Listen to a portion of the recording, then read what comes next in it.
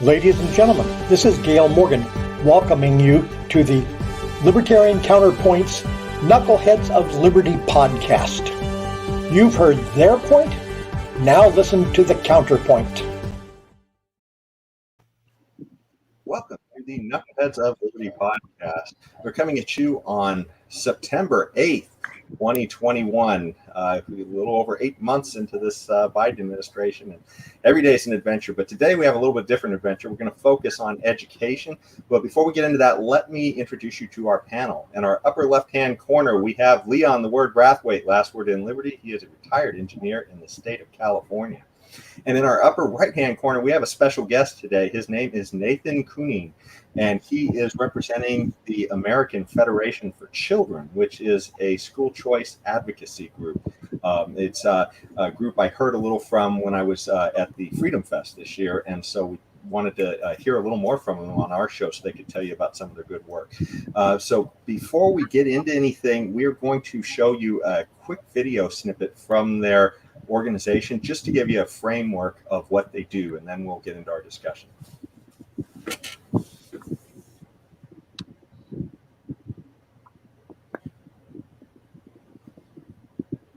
We got no sound, James.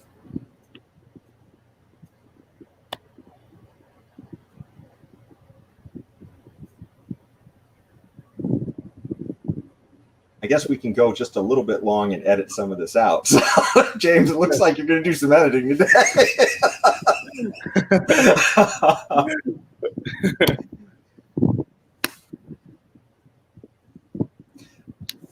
James, if you want, I think I can share on my screen and pull this up.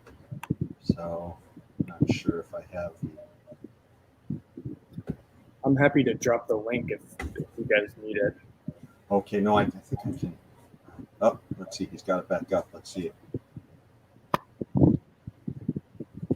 Let me try it on my screen, James. And okay.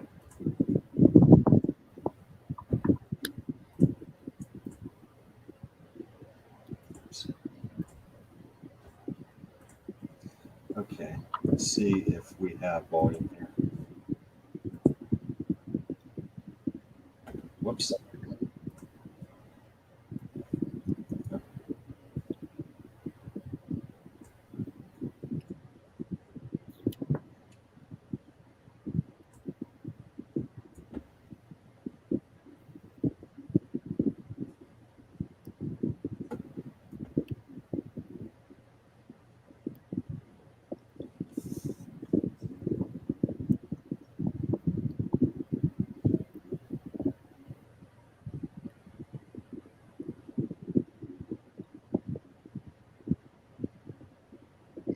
I still got no sound, guys. So let's rerun the intro. Give me a second. Okay. Okay. Do something a little different. None of you We'll guys just redo the intro. I was getting sound on my end, so you guys weren't getting anything? If I wasn't getting sound, it wasn't going to get to the stream. Okay. Okay. So. Oh, you know what? It's because of the earphones, because I'm playing it and it's going loud, and because I have earphones on, it's not coming through the actual microphone at that point. Maybe what I can do is I can just take my earphones off and we can start over and play it that way through the here, let's try that. We're very professional here, Nathan. Hey, listen, don't mind me at all. I'm very familiar with this. Okay, can you guys hear me now still? Yes. Yes. Let's see now. Hold on, let me try. I can't hear you guys now that I don't. It's funny. I'm surprised that the audio hasn't readjusted on this.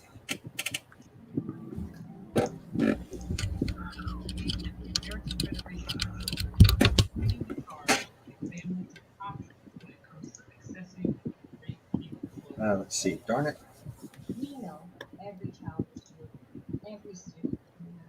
I'm hearing some audio somewhere.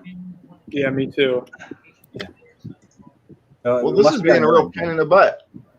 This is funny because we did the trailers before and we were able to play those without a problem. All right, here's You know what? I do have another way to do this. Hold on a second. Okay. Give me one more second. Share video file, because I downloaded the file. I just have to remember where. Download. Nope, that's not it. Where'd it go?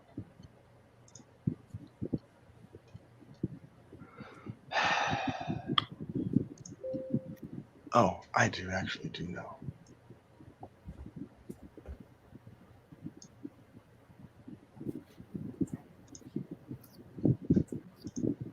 I can upload the file and we can play it directly from StreamYard. I just have to find the stupid thing. Okay. Well, because I downloaded it through a program to download things off of YouTube, and it goes to a special stupid folder and all that, and I don't know where the folder is. Yeah. Let's see. Documents. Oh. I just clicked the wrong folder. Oh, you know what? Wait a second. Hold on. Maybe when I share, there was an option here. But let's try this again. Let me stop sharing, and now I can try sharing again. Let's see. I think we ran into this before, and it's been so long since we did this. Yeah, no, we're very professional. Huh. We've actually have done this a number of times before. I don't know why it usually works fine for my computer. I don't know what it's not. We know before when we had the share, there was an option for audio as well. And yeah, there's a click box in the lower left-hand corner, but it's not. It won't pick up. It's not my showing screen. my screen for some reason. Yeah. I'm gonna have to read. What the hell?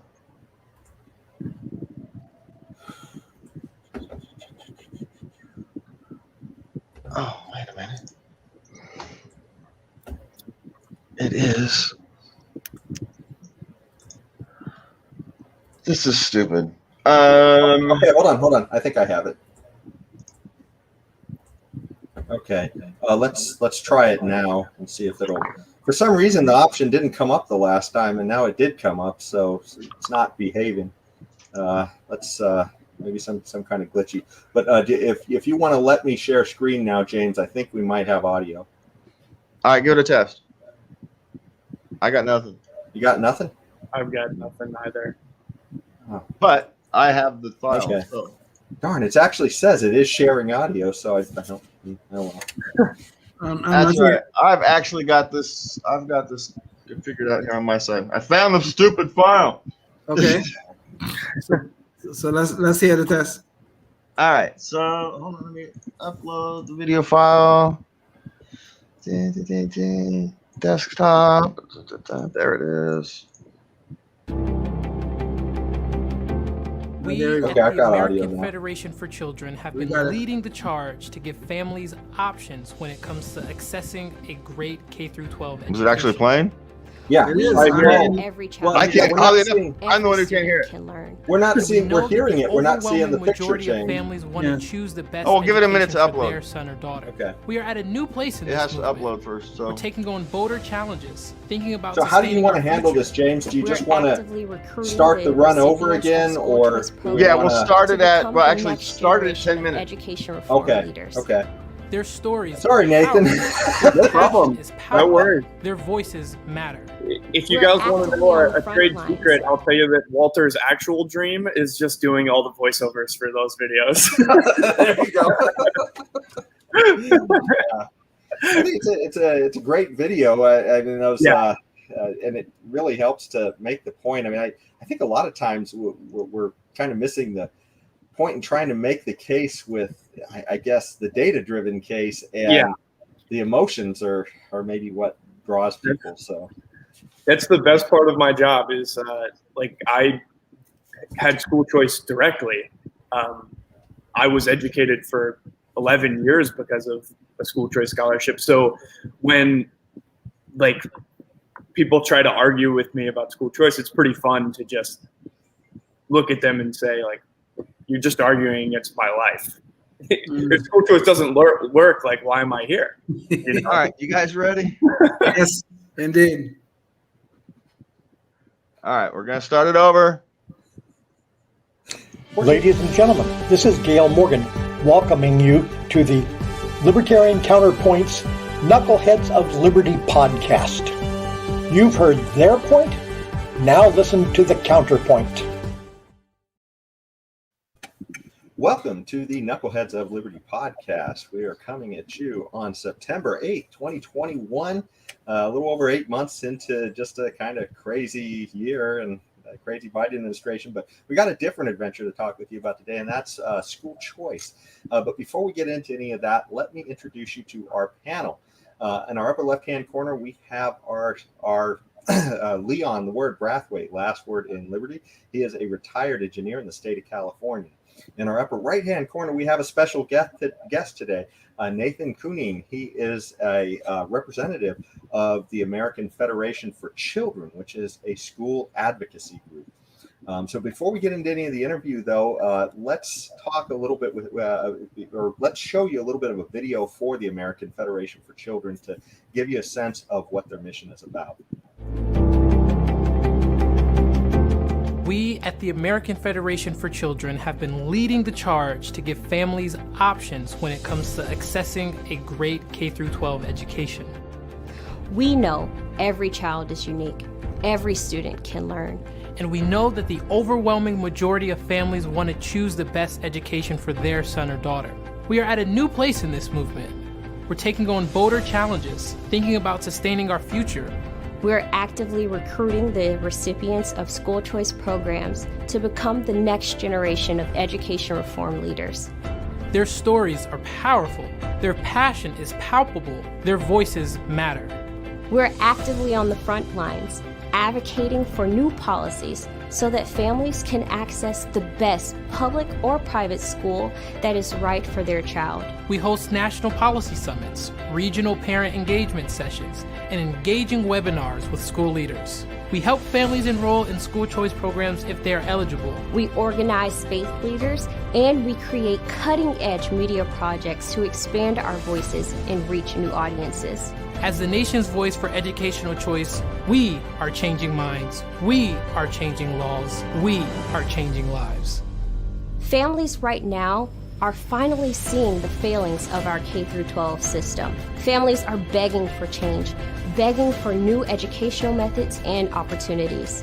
We can seize this moment together, or we could miss the chance to lift families out of poverty, keep our young boys out of the grip of the criminal justice system, to bring healing and bridge divisions in our society, and to truly change the course of America.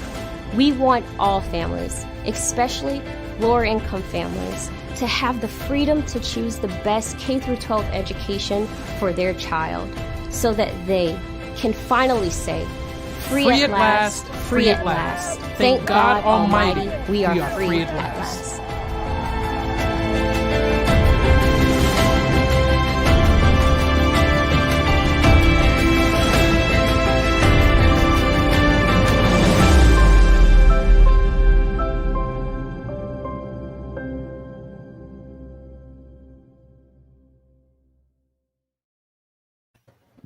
Excellent video. So I think that gives us a good jumping off point too. So Nathan, you want to tell us a little bit more about maybe what the school choice movement is all about, and exactly how is American Federation for Children really tied into all that? Sure. School choice can really be summed up with 4 simple words. It's funding students instead of funding systems. What we've observed since the school choice movement really took off 30 years ago is this massive power imbalance between the special interests that control the public education system and the students and the families who are stuck in that. School choice is really just about creating opportunities where families can make the best decision for their individual situation in regards to their K-12 education. Here at AFC, the American Federation for Children, we approach that in 3 distinct ways. AFC is the largest school choice advocacy group in the country, and the only one that furthers the school choice movement via advocacy, legislative efforts, and election efforts. So we actually delve into all 3 areas. Again, all with the goal of creating educational freedom so that families can choose the best education option for them. Well, that's really interesting, and this is one of the things that I think has been highlighted in this last year for a lot of parents is that that there's a lot of problems with the current school system and the current lack of choice, I guess. Yes, there's no doubt about that. Yes. Yeah, and I mean, I think this was certainly a problem before COVID happened, but I think maybe this has helped to make a lot of parents a little bit more aware of this problem for lack of choice. So just curious, could you tell us a little bit about your story about how school choice has impacted your life and some of the positive impacts that's given? Absolutely. So I am a direct beneficiary of school choice. For 11 years growing up in Florida, I received a school choice scholarship, which helped my parents pay so that I could attend a private school. And the real strike point for them wasn't so much the empirical value of a good education, although that was super important too, but it was really important for my family to send me to a school that aligned with our family values. We're a Christian family. I went to a Christian school, and it was very important to them that that was something that I had in my foundational learning experience. Part of my story is a little different than some of the other school choice kids because I am perhaps an example of what you should not do if you have the opportunity to exercise school choice.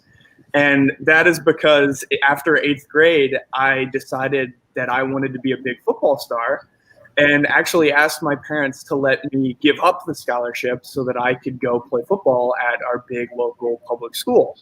Upon arriving there, I learned a couple things. The first being that I'm not as good at football as I thought I was.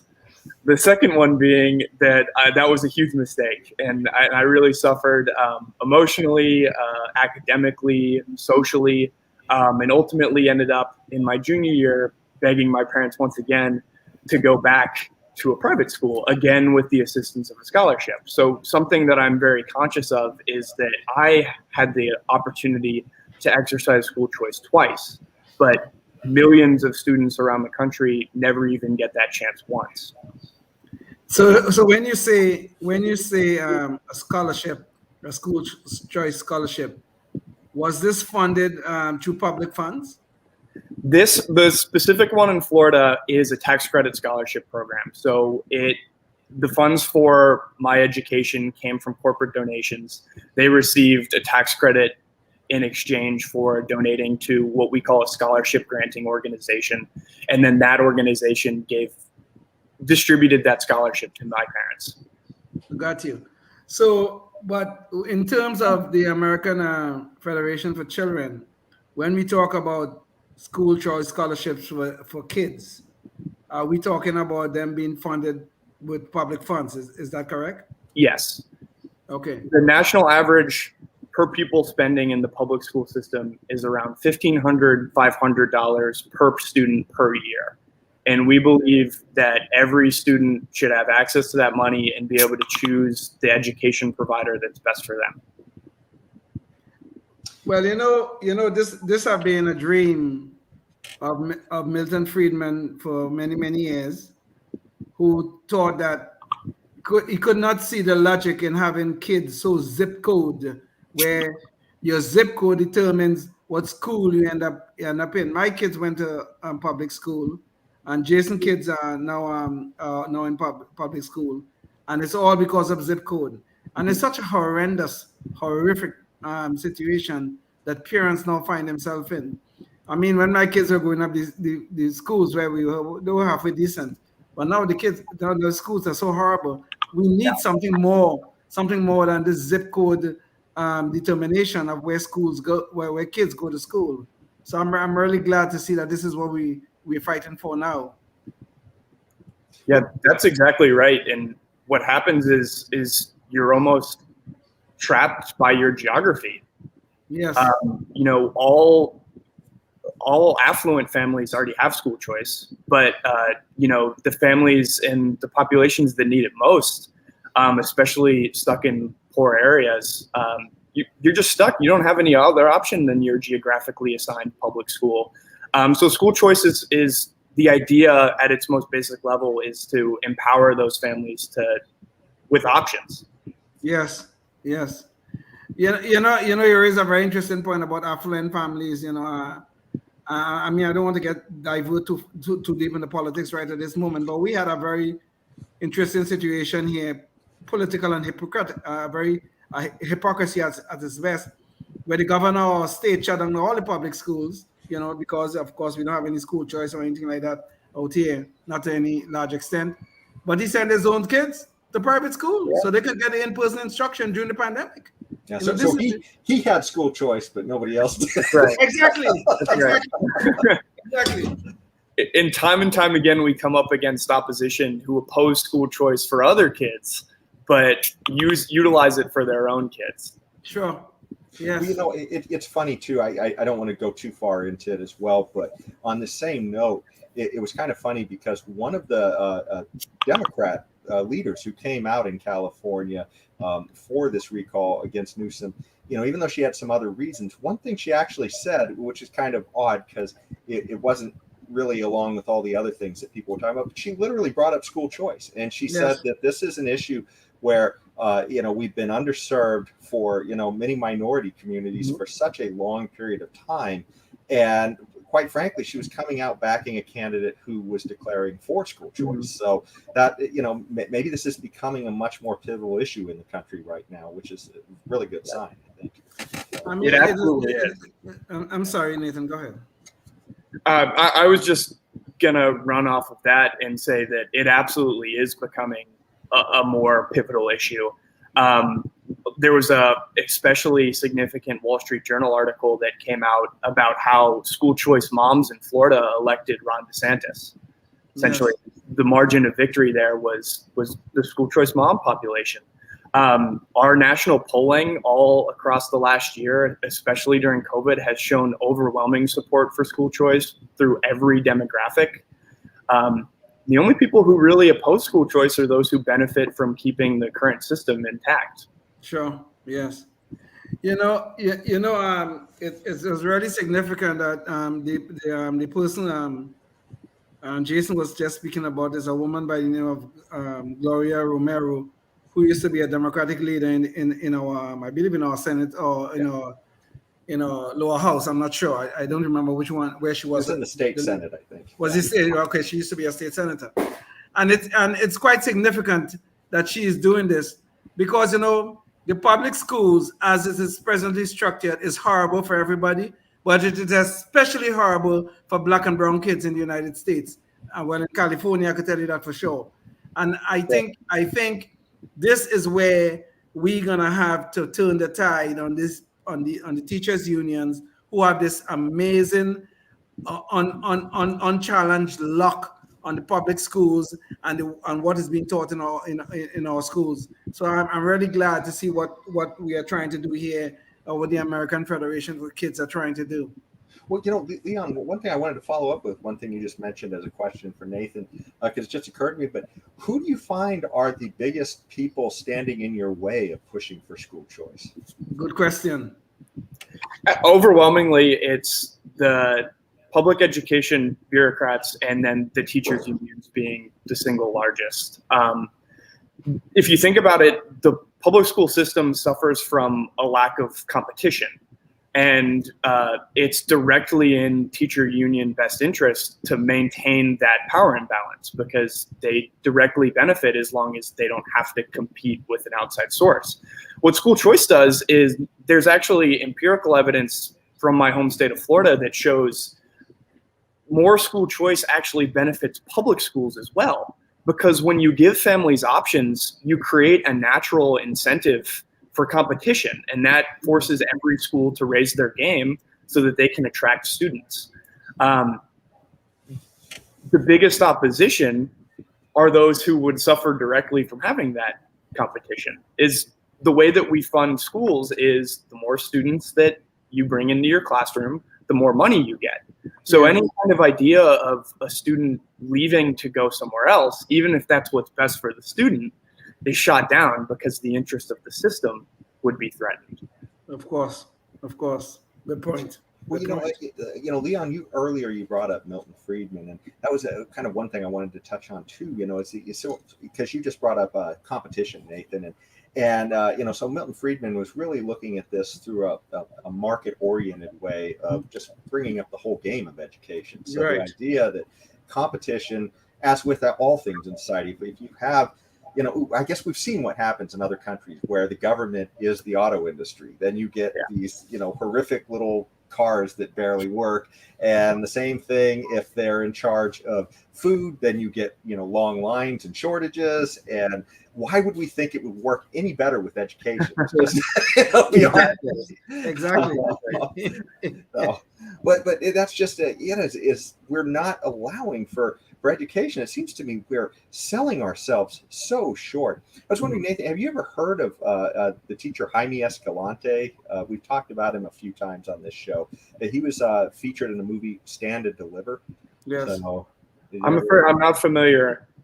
Well, I just wanted to give you a little bit of background just because what he was doing is it wasn't so much it was a competition issue, but he was highlighting this bigotry of low expectations that we currently have in the system, and the fact that there's no competition to challenge that. And so he came in. He retired, I believe, from aerospace or some kind of a an engineering type of background, and he came into the schools, and as he was sort of entering his twilight years, he wanted to teach math, and so he was teaching math in Los Angeles school district that was mostly minority kids, and he wanted to teach calculus, and he said, these kids should be able to do this, and the school actually discouraged him. They said, look, these kids can barely even do algebra, and we're not even going to bother to try with calculus. So this is absolutely crazy. And so he got them to let him go forward with the experiment.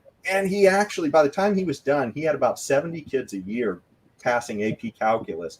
And the school district or the authorities even thought he was cheating when all the kids started passing the calculus exam. That just shows you this bigotry of low expectations. Wow. They challenged his kids. They went back and retook the test and smashed it again. Yes. And I just feel like without competition, we just can't see what the ceiling is. I mean, we're so close to the floor and we don't know it, and the ceiling just is, Yeah. So I don't know if you have anything you want to expand on. That's right on. If you tell a student that they're going to succeed, or if you tell a student that they're going to fail, either way, you're going to be right. What the school choice movement is about is not just uplifting people who are stuck on the bottom, but like opening up space at the top for people to really achieve. Yes.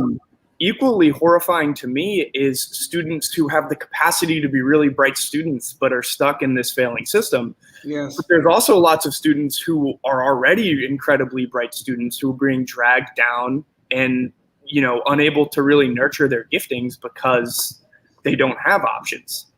And I think a lot of the times, a special priority of school choice is uplifting those who were truly in failing situations. But I think it's especially important to remember those who are looking for opportunity to really excel. And school choice is the answer for both of those types of students. It is so important to have those high expectations of our kids, okay? I mean, when I was growing up, I started doing calculus at 14 years of age. I was not super bright or anything like that. I did end up being an engineer and all that. But in my era, in my time, I grew up obviously in a foreign country. But starting calculus at 14 was not something unusual. It really was not. And you think I would dare go home and tell my father, that I can't do this calculus because the teacher say that I can't do it? I could go tell my father that? Man, my ass would still be burning me, man. I'll tell you that right now. He was a very good father, by the way. Okay, let me just make that clear. well, Leon, I kind of had a funny anecdote too. I was sort of a disaster story for the public schools. I was doing pretty well until I got to, my freshman year in high school, and then everything just went south. And man, you know, I quite frankly, I finished up some of my final classes in night school. but the crazy thing is, though, is I went back to junior college and I realized that math was important to what I wanted to do. And so I started taking it. And I was in a calculus class with a 13-year-old kid who eventually went on to MIT.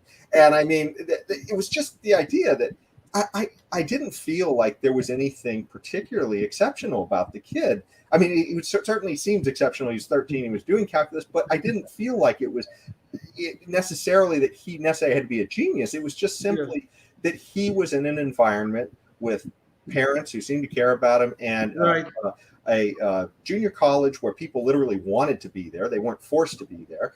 And, you know, so the kid was doing well. And I was doing well as a returning student. So, you know, which a lot better than in high school where you're just kind of forced to be there and do babysat. It seems like it's much more about the system constraints that, you know, exactly such killers here. So, yes. Yeah. That's right. And I have a little bit of that kind of expectation-based development, a little from my own story too. You know, at my first school, I had an incredibly, you know, supportive network of teachers, administrators, and other parents who, like, it was, if you didn't take care of what you were supposed to take care of, it was, Nathan, we know you're better than this. And that was not the case when I transferred to our big public school. And you know, I try to be fair. I don't know if that was even in their capacity to have that kind of supportive network for me. Right. Right. But one of the things I always, one of the funny things I like to tell people is, I didn't realize the scholarship that I received was income based. So we received it because our family income was below a certain threshold. But I never knew that I got the scholarship because of income. I thought I was just really smart. So like I remember finding out that my brother and sister got the scholarship, and I was really angry. I was jealous because I thought that meant I wasn't as smart as I was. So that motivated me to go to school and work harder. Yes. It kind of created a natural expectation on myself to beat my brother and sister. Even competition. Yes, exactly. Competition does something for people, man. It does. It really does. Yeah, win-win. Yes. Well, you know, you were talking earlier, Nathan, about a little bit specifically about Florida and DeSantis and such. But what about the rest of the country? What kinds of things are happening in school choice? Well, we're in California, so school choice is just a dream here. No. School choice is only for Gavin Newsom. Exactly. Well, school choice is thriving around the rest of the country. This was actually the best year that school choice has ever had. 21 states passed legislation this session to expand, create, or improve school choice programs. That's great. That's great. Yeah. Estimates vary, but you know, hundreds of thousands of new students are going to be able to exercise school choice as the result of this year. And COVID definitely had part to do with that, but COVID really just brought the issue to the forefront for a lot of people to realize how this has been a huge issue for a long time. Yes. And, you know, now a lot of people are getting excited and getting ready to go fix it. And the answer is school choice. Fantastic. That's great to hear. That's really great to hear. Well, you know, one of the things I was a little bit curious about as well was with respect to, I guess, are there certain constraints that you guys think might be necessary in a school choice system? I mean, this is one of the pushbacks that we often hear on the other side as well. You know, who's to say that somebody won't be teaching just some crazy kind of curriculum and all that? Personally, in my opinion, competition will weed that out. But yes, from your perspective, are there certain constraints that school choice has that it has to operate in, and should there be? I guess that's sort of my question for you. There shouldn't be constraints, and the reason is very simple. The best form of accountability is the family. And if you need any evidence of that, just look at what kids are learning in the public school system now. You know, there have been concerns raised, and I don't want to sanction, certain behaviors that families might undertake that are really out there. But like some of the behaviors that the public school system are taking right now are really out there. So what we way out there in some cases. Yeah. And just to highlight that, I didn't want to diverge too far into this, but just happened here. Project Veritas blew out a story about a week ago where a teacher was literally recruiting for Antifa in a high school class. So Exactly. I mean, that's kind of just to briefly Yes. touch upon, what kind of things can happen when the government's in charge, right? Exactly. Stand for the responsible hands here. all the evidence that we have suggests that school choice actually betters situations like that. And that's a perfect example of what is being used as an opposition for school choice, but is actually school choice solves that problem. So I was earlier on, I raised the issue of public funding of school choice scholarship. I am totally in support of this. However, I know one of the issues that constantly get raised is what happens if a parent wants to take a school choice scholarship that is publicly funded and take their kid to, say, a Christian school or Muslim school. Do you see a problem with that? I do not. As someone who attended a Christian school myself, I don't have any problem with, right? So the basis of that argument, right, is that public dollars shouldn't be used for private education. But Right. It's not the public school's dollars. It's your dollars and my dollars and your students' dollars and their peers' dollars.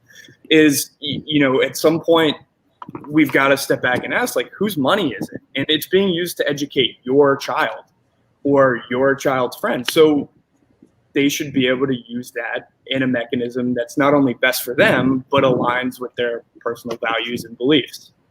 Yeah, is it a jobs program for teachers, or is it about the kids? And Right. clearly it should be about the kids. One question I wanted to hit you with, though, before we run out of time is, since we're really out of California here, and we like to be general, but because I know it's sort of a sore subject here, is there anything you can point parents to in here to get involved in California if they want to be involved in the school choice movement or promote school choice here in California? Sure. Any sort of ideas on that end? Well, I suppose I'll plug a vote for Larry Elder wouldn't hurt. He recently came out in support of school choice. So that would be beneficial. Past that, you see flashing at the bottom of the screen is our website.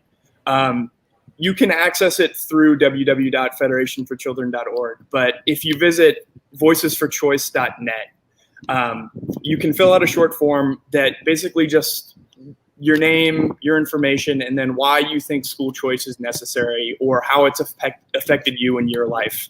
In return for sharing your story, we will send you a $50 Amazon gift card upon publishing it. And we use those stories in our advocacy efforts to really show elected officials, like, this is real and real people care about this, and this is something that you should be passionate about for this reason. So that's a really great way to get involved and to assist our efforts. That sounds great. It sounds like, too, if you're one of those Natomas kids who recently were being recruited for Antifa, you can write about that maybe too and say, rescue me, get me out of here. But anyways, this has been a great discussion, Nathan, and I think your guys' mission is just super great and super important for the future of the country. Thanks so much for joining us. And any last thoughts or any last words before we go? That's it from me. Thank you so much for having me and giving me the opportunity to speak with you guys. I appreciate the opportunity to plug what is the solution to the American education problem. Indeed. Awesome. Well, thanks so much. We say school choice now. That's right. School choice now. Now, with people like you working for it, I'm sure we'll get there eventually. Thanks so much. Stay free. Take care.